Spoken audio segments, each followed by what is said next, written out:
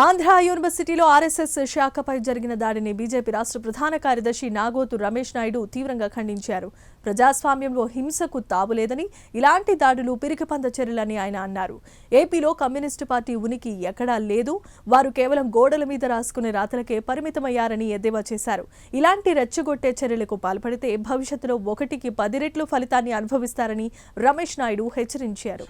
యూనివర్సిటీలో జరిగినటువంటి ఆర్ఎస్ఎస్ శాఖ మీద కమ్యూనిస్టు భావజాలం కలిగినటువంటి కొందరు ముష్కరులు దాడి చేయడం ఏదైతే ఉందో దాన్ని తీవ్రంగా ఖండిస్తున్నాం.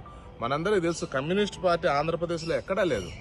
కమ్యూనిస్టు పార్టీ కేవలం గోడలకు పరిమితమైంది. వాళ్ళ మీద మాకు సానుభూతి ఉంది. గతంలో ప్రత్యర్థులు అనుకునే వాళ్ళం కానీ సిద్ధాంతం పరంగా ఈరోజు వాళ్ళ ఉనికి లేనటువంటి పరిస్థితి. మేము కమ్యూనిస్టు సోదరులకు కూడా చెప్తున్నాం, మీరు ఎదగండిరా బాబు, పోటీ ప్రపంచంలో మారండి. మా యొక్క ప్రత్యర్థులు సైతం మారిపోయారు, మీరు కాదు.